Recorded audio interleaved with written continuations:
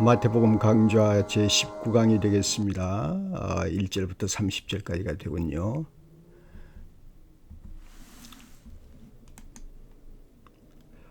이제 먼저 문단별로 좀 구분해 보겠습니다. 1절과 2절을 제가 읽습니다. 예수께서 이 말씀을 마치시고 갈릴리를 떠나서 요단강 건너편 유대 지방으로 가셨다. 많은 무리가 예수를 따라왔다. 예수께서는 거기서 그들을 고쳐주셨다. 예수님은 위험을 피해서 갈릴리를 떠나서 요단강 다른 지방으로 가셨습니다.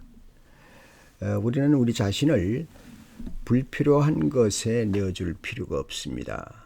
그러니까 원수들에게 우리 몸을 내어주어서는 안 됩니다. 때때로 원수가 우리 가운데 있을 때에 내가 사명을 느끼게 되면은 거기 있을 필요가 있습니다. 내가 꼭 이 사람들을 무슨 전도해야 되겠다. 아니면 이 사람들이 오늘 봉사를 해야 되겠다. 그럴 때는 원수라도 우리는 그들 앞에 당당하게 서 있어서 할 일을 해야 되는 것이죠. 그럴 때에 어떤 경우에 또 그 원수가 그 분노를 일으킬 수가 있습니다. 그럴 때는 마땅히 우리는 그것을 떠나야 되는 것이죠. 그래서 오늘 예수님도 적절하게 어떤 자리에서 어떤 자리로 떠난 모습을 볼 수가 있습니다. 오늘 본문 말씀에 또 이렇게 예수님 앞에 바리새파들이 등장을 했네요. 바리새파 사람들이 예수께 다가와서 그를 시험하려고 물었다. 무엇이든지 이유만 있으면 남편이 아내를 버려도 됩니까? 아마 이혼 문제가 되겠습니다. 사람들은 그리스도를 올물에 빠뜨리기 위해서 여러 가지 교묘한 질문을 해오는데요. 때때로 진실을 위장하면서 좋지 않은 그런 질문을 하게 됩니다. 그 중에 이제 여기 이혼 문제를 들고 나오게 되는데요. 교활한 사람들은 어떤 질문을 하고 또 자신을 당황하게 만들고 때로는 승리감에 빠지기도 합니다. 다른 사람을 혼란에 빠뜨리기도 하고요.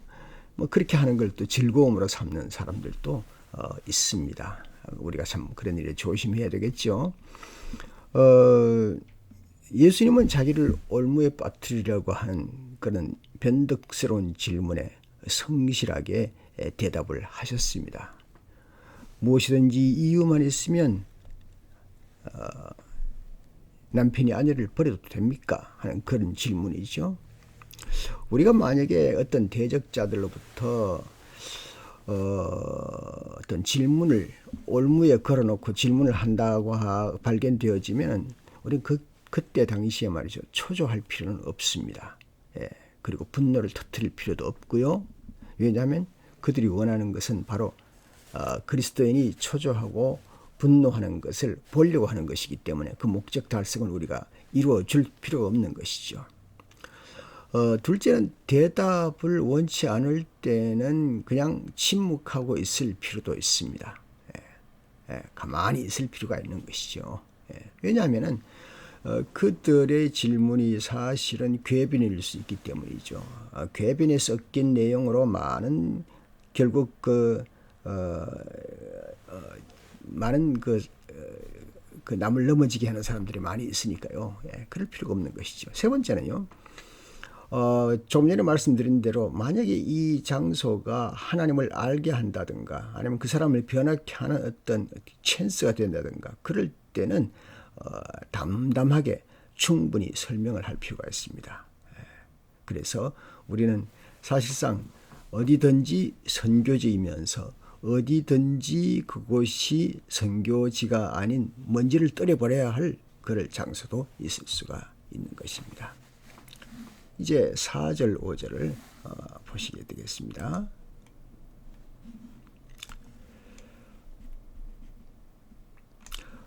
예수께서 대답하셨다. 사람을 창조하신 분이 처음부터 그들을 남자와 여자로 지으셨다는 것과 그리고 그가 말씀하시기를 그러므로 남자는 아버지와 어머니를 떠나서 자기 아내와 합하여 둘이 한 몸이 될 것이다 한 것을 너희는 아직 읽어보지 못하였느냐.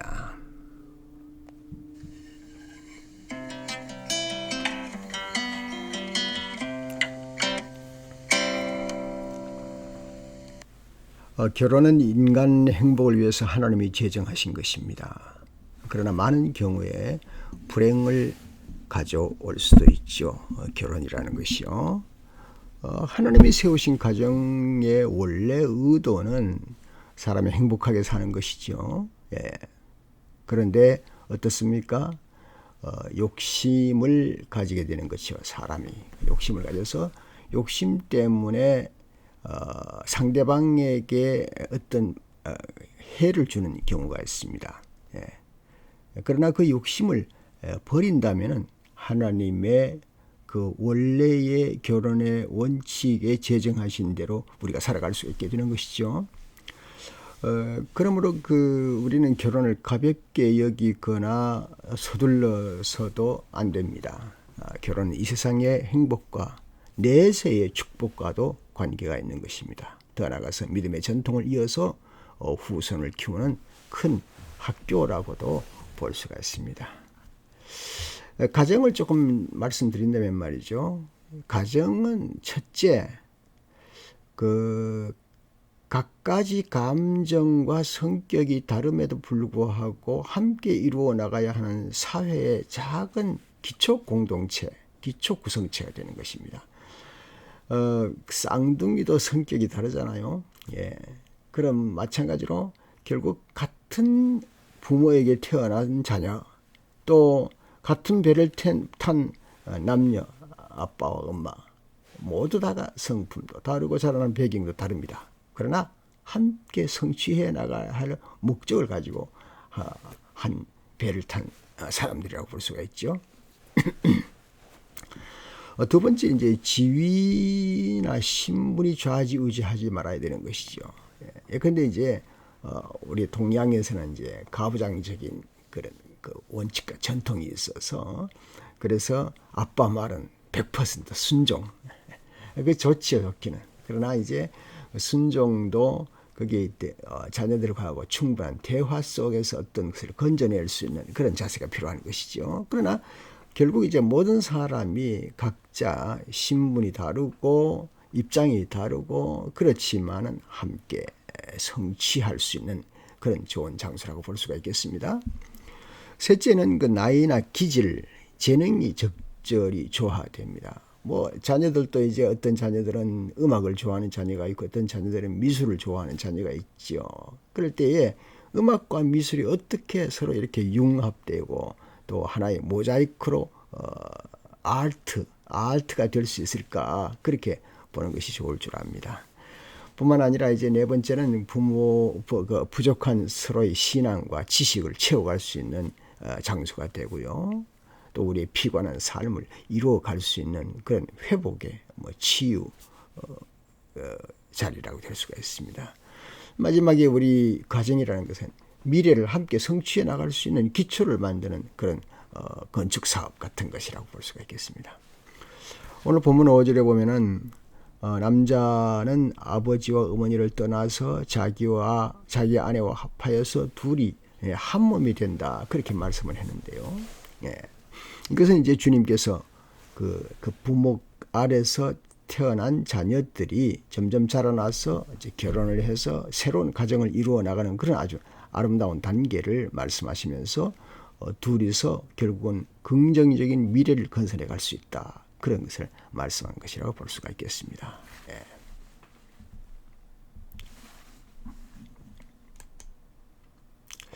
자, 이제 그러므로 6절, 7절, 8절, 9절 쭉 읽습니다. 그러므로 그들은 이제 둘이 아니라 한 몸이다. 하나님이 짝지어 주신 것을 사람이 갈라놓아서는 안 된다. 그들이 예수께 말하였다. 그러면 어찌하여 모세는 이혼 증서를 써주고 아내를 버리라고 명령하였습니까? 예수께서 대답하셨다. 모세는 너희의 마음이 완악하기 때문에 아내를 버리는 것을 허락하여 준 것이지 본래부터 그랬던 것은 아니다. 내가 너희에게 말한다. 음행한 까닭이 아닌데도 아내를 버리고 다른 여자에게 장가드는 사람은 누구나 가늠하는 것이다.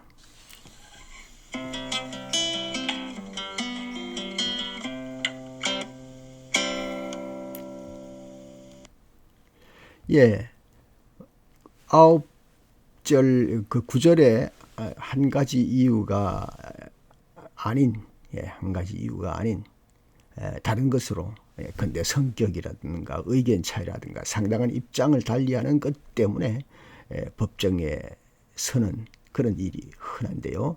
이것을 쉽게 법정에서는 허락을 하지만은 하나님께서는 허락하지 않는다는 사실을 우리가 알고 살아야 됩니다. 이 한 가지가 무엇인가 하는 것은 여러분 성경을 자세히 보면은 알 수가 있으리라고 보여집니다.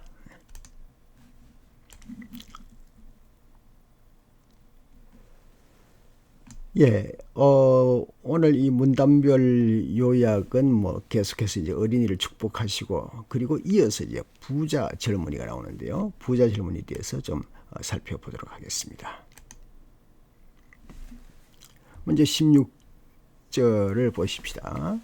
그런데 한 사람이 예수께 다가와서 물었다. 선생님, 내가 영원한 생명을 얻으려면 무슨 선한 일을 해야 합니까? 저는 7살 때 주님의 전으로 나가기 시작했고 10살 되어서 내가 왜 교회 가는가 하는 질문을 누구에게 받으면서 대답을 하고, 그리고는 그 다음부터는 이제 교회를 재미로, 그 전까지는 재미로 갔다고 하면 그 다음부터는 재미로 가는 게 아니고 참 예수 믿으러 교회 간다 하는 것을 느끼고 알게 되었습니다. 오늘 여기 한 부자 젊은이가 예수님에게 찾아왔다고 하는 것은 뭐 적절할 것 같습니다. 제가 보면은 부자고 젊은이고 하니까 지금 예수 믿으면 아주 그는 큰 일을 할 수 있을 그런 사람으로 보여집니다. 주님께서는 말이죠, 당신에게 문을 두드리는 사람을 환영합니다. 너무 일찍 왔다고 기다리라 하지 않으시고 또 너무 늦게 왔다고 야단치지 않으십니다. 그러나 일찍 주님 앞에 무릎을 꿇게 되면 그 사람은 결코 인생을 후회하지 않는 인생을 살아갈 수가 있습니다. 너무 늦게 주님을 찾는 사람들은 이렇게 만나보면 말이죠, 모두 다가 내가 너무 늦게 왔구나, 그동안 방황하다가 너무 늦게 와서 좀 더 일찍 왔더라면 좋을 뻔했다, 그렇게 말을 하는 얘기를 듣게 됩니다. 여기 이제 16절에 말이죠. 그런데 한 사람이 예수께 다가와서 물었다. 선생님, 내가 영원한 생명을 얻으려면 무슨 선한 일을 해야 합니까? 예. 조금 전에 말씀드린 대로 높은 지위에 있는 사람이 신앙의 문제에 대해서 도전하는 것은 참 귀한 일이죠. 왜냐하면 그 사람은 높은 지위에 만약에 있다면 많은 사람을 이렇게 또 영향력을 줄 수 있는 그런 인물에 속한 사람이기 때문이죠. 그러나 높은 지위에 있건 낮은 지위에 있건 사실은 상관없습니다. 복음은 마음이 약한 사람에게 강하게, 교만한 사람에게는 겸손을 알게 하는 것이죠. 저도 사실은 마음이 좀 유약한 편이었습니다. 그러나 크리스찬이 되면서 이제 여러 가지 복음의 메시지를 들으면서 긍정적인 것으로 제 자신이 바뀌어져 나가는 것을 느꼈습니다.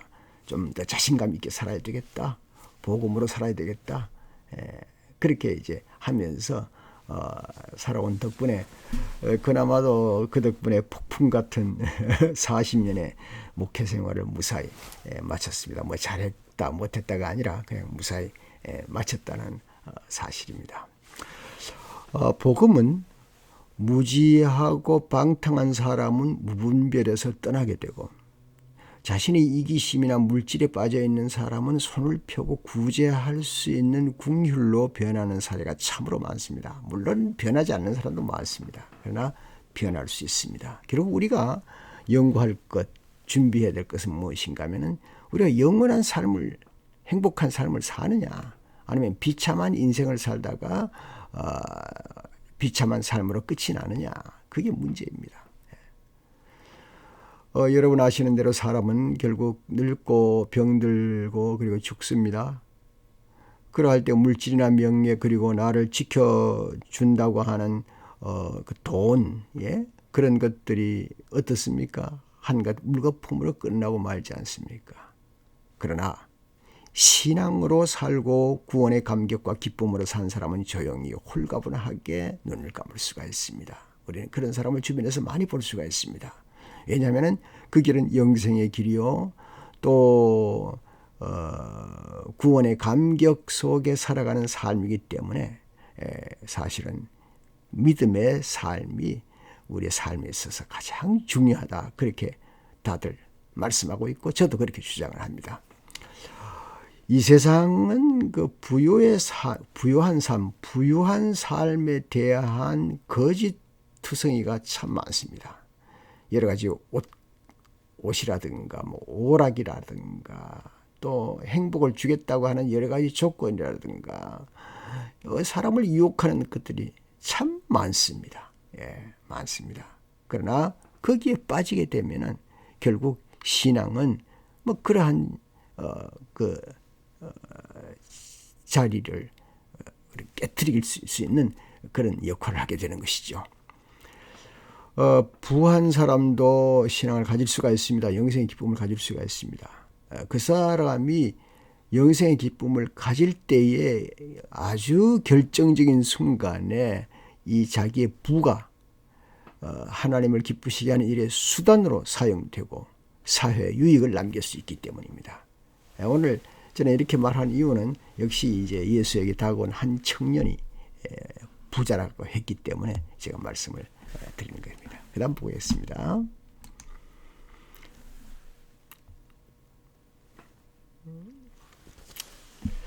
예수께서 그에게 말씀하셨다.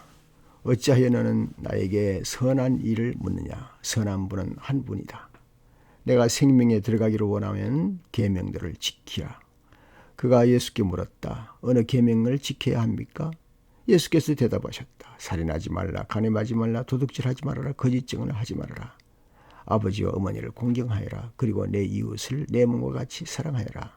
그 젊은이가 예수께 말하였다. 나는 이 모든 것을 다 지켰습니다. 아직도 무엇이 부족합니까? 여기 17절에서 20절까지가 되는데 여기 파워포인트에는 절수가 조금 틀리게 나왔네요.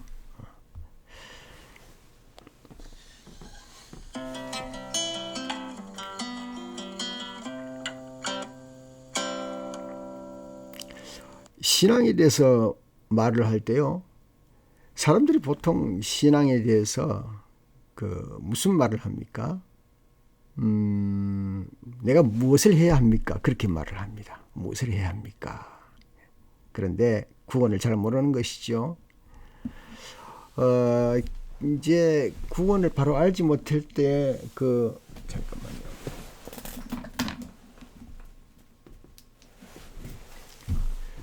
구원을 바로 알지 못할 때에 목사님의 설교를 들어도 말이죠. 설교를 듣고 나서도 바깥에 나가면서 내가 뭘 해야 될 것인가, 그것만 생각합니다. 내가 뭘 할 될 것인가.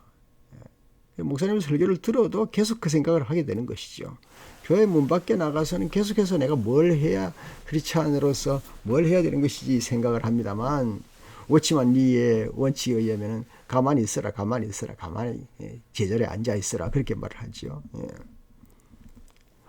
사실 우리가 내가 무엇을 해야지 하는 것보다는 내가 하나님의 자녀가 된 것을 우선 기뻐하는 일입니다. 내 자신이 나는 하나님의 자녀가 되었다, 나는 복음으로 새로 거듭난 사람이다 하는 것을 느끼는 겁니다.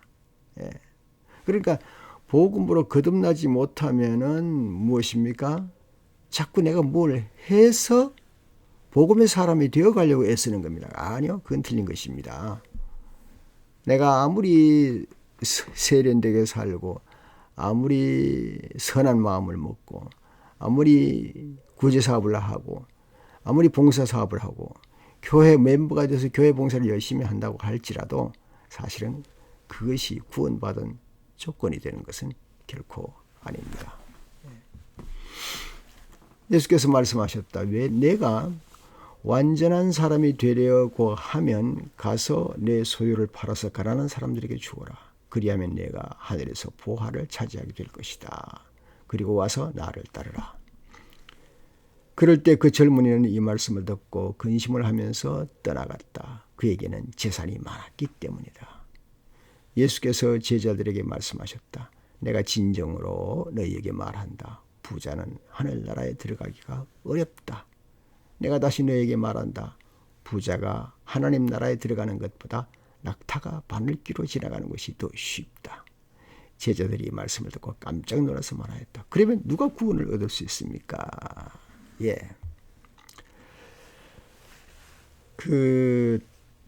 여기에 이제 말씀한 말씀을 보면 이제 소유를 팔아서 가난한 사람에게 주어라 그리고 나를 따르라 그랬는데 마치 물질이 구원의 어떤 조건이 아닌 것이 될 가망성이 있습니다만 그것을 좀 넘어섭니다. 넘어서서 결국 이제 그 부자는 말이죠. 그 율법을 지켰던 사람이거든요. 그래서 율법을 지키는 일이 우리에게 그 속임수가 될 수가 있습니다.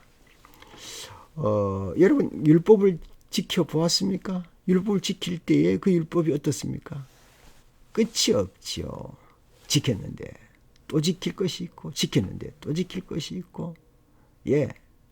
그러므로 율법을 지킨다는 것은 외부의 형식을 지키는 것입니다. 율법을 아무리 지켜도 세월이 지나고 나면 허전합니다. 율법의 요구가 무엇입니까? 하나님의 요구라고 합시다. 그러면 하나님의 요구는 무엇입니까? 만족할 만한 우리의 보답이 없습니다. 사실 우리가 부모에게 효도한다 그래도요. 예를 들어서 부모에게 효도한다 그러면 부모에게 효도를 100% 효도한 사람이 몇이나 되겠습니까? 예. 아무리 해도 모자라고. 예.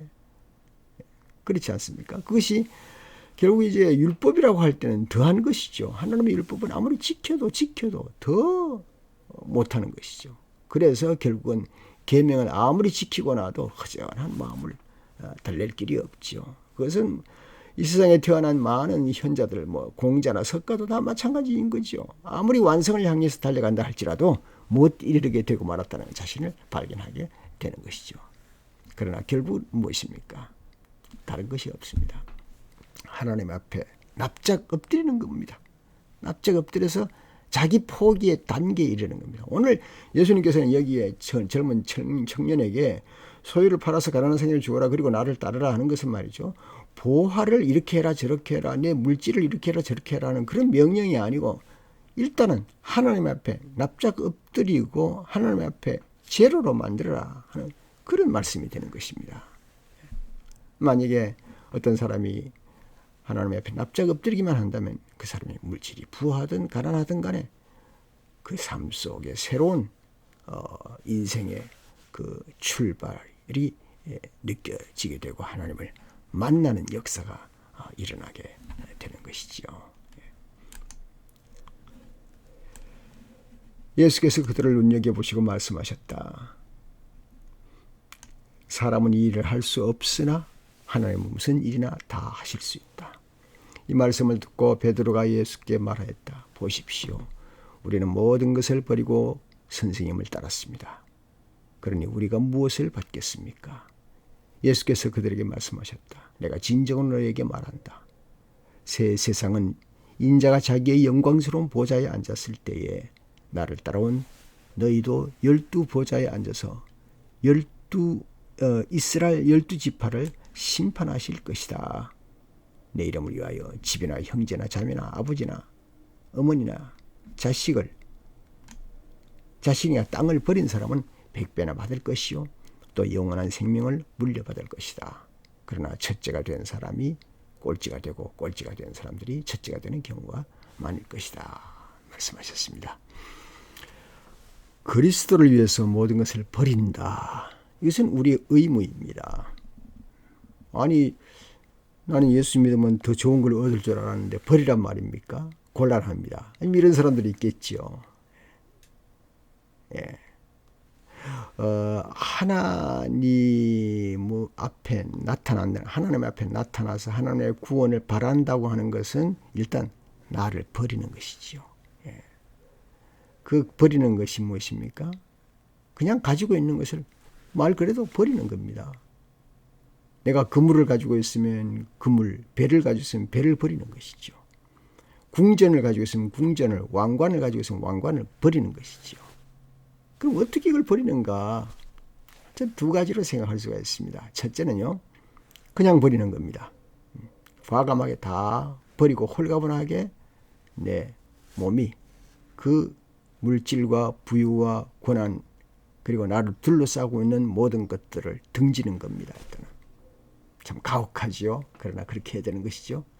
둘째가 있습니다. 가지고 있는 것을 최대한으로 사용하여서 이제는 내 욕심이나 내 욕망이나 다른 어떤 의도로 그것을 미천으로 삼았다면 이제는 주님을 기뻐하심에 따라서 멋지게 사용하는 겁니다. 나의 부가 있습니까? 나의 자산이 있습니까? 내 성격이 있습니까? 또 나를 거느릴 수 있는 나를 보호할 수 있는 여러 가지 그 미천이 있습니까? 그 모두 다가 주님이 기뻐하시는 것으로 사용되어지는 어떤 모양이라든지 내 속에 예수 그리스도가 계심으로 그 예수 그리스도 기뻐하실 쪽으로 나를 던지는 것이죠. 그러므로 버린다고 하는 것은 그 두 가지 형태, 나를 진짜 그 모든 것을 버리는 것과 그 진짜 버리는 마음으로 내 가진 것을 주님을 위해서 사용하는 그런 두 가지가 있다고 볼 수가 있겠습니다. 그리고 그리스도를 따르게 되면은 신앙에는 반드시 상급이 있습니다. 상급이 있습니다. 지금 이제 개인적으로도 그렇지만 국가적으로도 말이죠. 복음이 중심되었고 기독교가 사실은 중심이 되었다고 할 때에 그럴 때에 그들의 생활은 풍요롭습니다. 풍요가 올해 목적은 아니지만 근데 이제 미국이 지금 혼돈 가운데 좀 있지만 기독교 사상의 근사치에 있는 민주주의를 택해서 여기까지 올라왔는데 그 민주주의를 아주 무시해 버리는 그런 집단들이 있더라고요.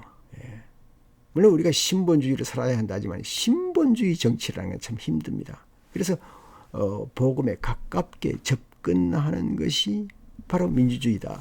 그렇게 이제 옛날 김형태 목사님께서 말씀하셨는데요. 난 참 그에 동의합니다. 그래서 그 근사치, 내가 하나님의 뜻에 가깝게 근사치에 가는 것으로 갈 때에 주님의 은혜를 경험하고 거기에 여러 가지로 민주주의로 그 정치가 이루어나가는 일을 계속 경험할 수가 있습니다. 여러분 가정도 마찬가지가 아니겠습니까? 가정도 우리가 작은 이 사회 공동체가 가정인데요.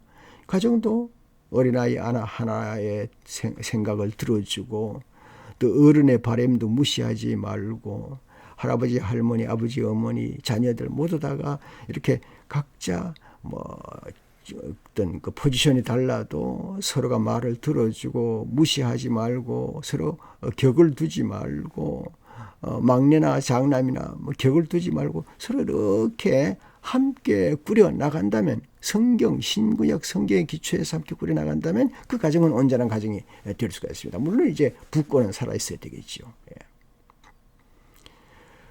뿐만 아니라 우리는 예수 그리스도의 그 말씀이 있습니다. 예수 그리스도의 말씀을 따라서 나아갈 수가 있고 이제 한 걸음 더 나가서 우리에게는 말이죠. 말씀을 잘 풀어놓은 바울이 있습니다. 바울의 권면을 또 따라 나가고 이렇게 해서 우리는 함께 잘 사는 공동체를 만들어갈 수가 있는 것입니다. 때때로 우리는 주변 사람들로부터 나는 신앙을 통해서 발견되고 이전에 얻지 못했던 놀라운 평화를 얻었다 하는 그런 고백의 말을 들을 때가 있습니다. 그런 말은 하나도 거짓말이 아니라고 저는 그렇게 생각을 합니다. 진실입니다. 저도 그렇고 여러분도 그런 고백을 했고 주변에도 그런 고백을 하는 사람이 많을 것입니다. 눈물을 흘리고 예수 그리스도 앞에서 참 삶과 참 인간됨의 도리를 경험하는 이 사실들을 왜 우리가 외면하겠습니까?